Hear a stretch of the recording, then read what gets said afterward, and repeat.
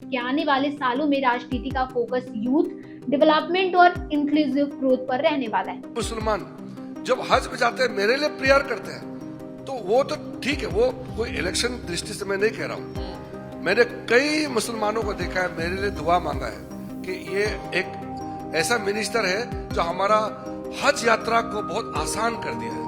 तो आज की वीडियो में हम बात करने वाले हैं एबीपी नेटवर्क के इंडिया @2047 यूथ कॉन्क्लेव की, जो 20 जनवरी 2026 को दिल्ली में आयोजित हुआ।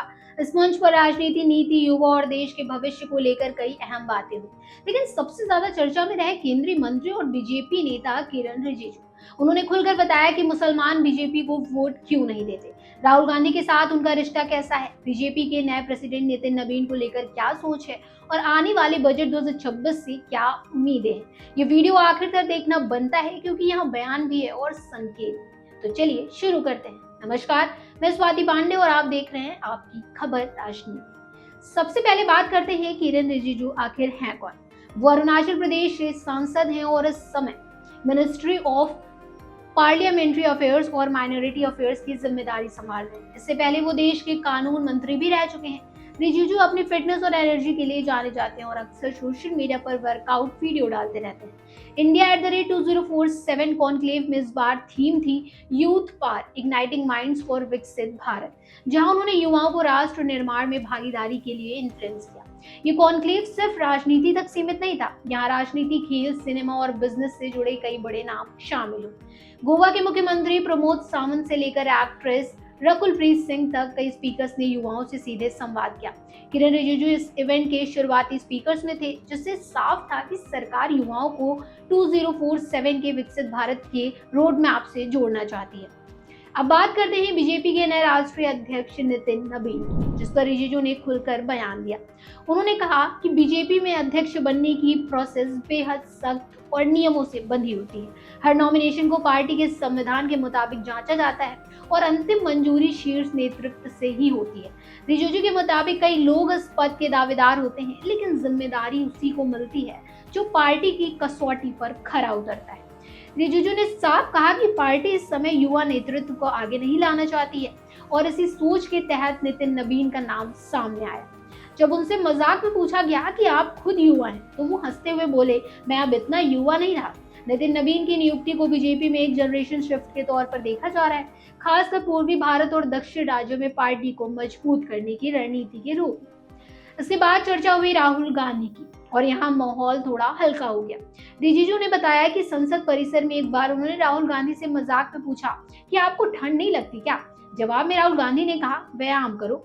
इसके बाद राहुल ने उन्हें घर पर जिम करने का ऑफर दिया, लेकिन वो सिर्फ एक मजाक था। रिजिजू ने हंसते हुए कहा कि अगर वो रोज नेता प्रतिपक्ष के घर जाने लगे तो लोग गलत मतलब निकालेंगे। ये किस्सा बताया कि सियासी प्रतिद्वंदिता के बावजूद पर्सनल लेवल पर संवाद और हल्के पल मौजूद है।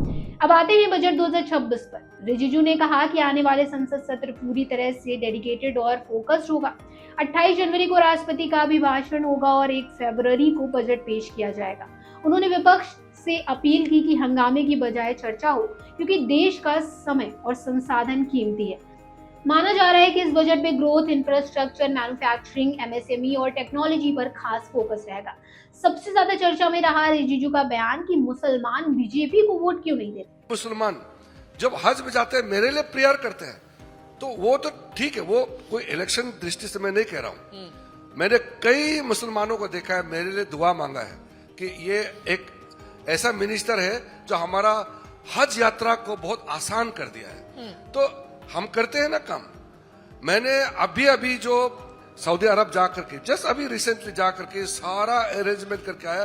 कोई भी मुसलमान, गरीब मुसलमान हज के लिए आते हैं, तकलीफ नहीं होना चाहिए। सिर्फ हज ही नहीं, हम साल भर का उम्रा के लिए हमने जो तैयारी किया है, तैफ तक जा करके उम्रा का जो प्रोसेस है, कहाँ हमारा इंडियन मुस्लिम्स जब जाते हैं तो उसका उम्रा का क्या क्या करना पड़ता है, उसका भी सुविधा वहाँ का मेयर से बात।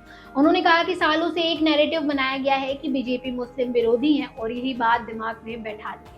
रिजिजू का दावा है कि सरकार की हर योजना, चाहे वो राशन हो, आवास हो या स्वास्थ्य, मुसलमानों तक भी बराबरी से पहुंच रही है। हज और उम्रा यात्रा को आसान बनाने जैसे फैसलों का जिक्र करते हुए उन्होंने कहा कि फिर भी वोट न मिलना एक बड़ा सवाल है। रिजिजू ने ये भी कहा कि मुसलमानों को वोट बैंक की तरह इस्तेमाल करना बंद होना चाहिए। उनके मुताबिक भारत में मुसलमानों को पूरा संवैधानिक अधिकार और धार्मिक स्वतंत्रता है।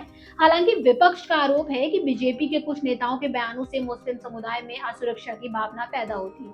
यही वजह है कि ये मुद्दा अभी भी बहस का विषय बना हुआ है। दोस्तों, India at the rate 2047 youth conclave ये दिखाता है कि आने वाले सालों में राजनीति का फोकस यूथ डेवलपमेंट और इंक्लूसिव ग्रोथ पर रहने वाला है। किरण रिजिजू के बयानों से साफ है कि बीजेपी अपनी इमेज और रणनीति दोनों पर काम कर रही है।